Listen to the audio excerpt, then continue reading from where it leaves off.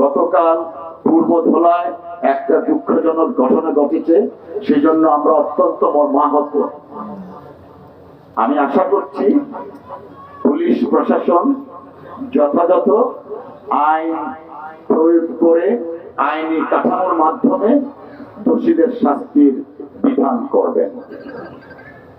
আমরা প্রত্যেকেই একটা জিনিস মনে রাখতে চাই, স্বাধীনতা উত্তর বাংলাদেশকে বিনির্মাণ করার জন্য, বাংলাদেশের গণতন্ত্রকে প্রতিষ্ঠিত করার জন্য অনেকগুলো সুযোগ আমরা পেয়েছি। দুইটা সুযোগ বিশেষভাবে পরিধানযোগ্য। ৭৫-এর পট পরিবর্তনের পর সুযোগ পেয়েছিলাম, পরবর্তীতে ৯০-এর আন্দোলনের মাধ্যমে আমরা সুযোগ পেয়েছিলাম।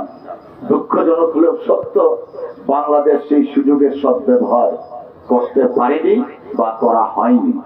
২৪-এর ছাত্র গণ অভ্যুত্থানের মাধ্যমে বাংলাদেশ আবার যে সুযোগ পেয়েছে, সেই সুযোগকে সকল রাজনৈতিক দল কাজে লাগিয়ে বাংলাদেশকে একটি গণতান্ত্রিক বাংলাদেশ গড়ে তুলবে বলে আমরা দৃঢ়ভাবে বিশ্বাস করি।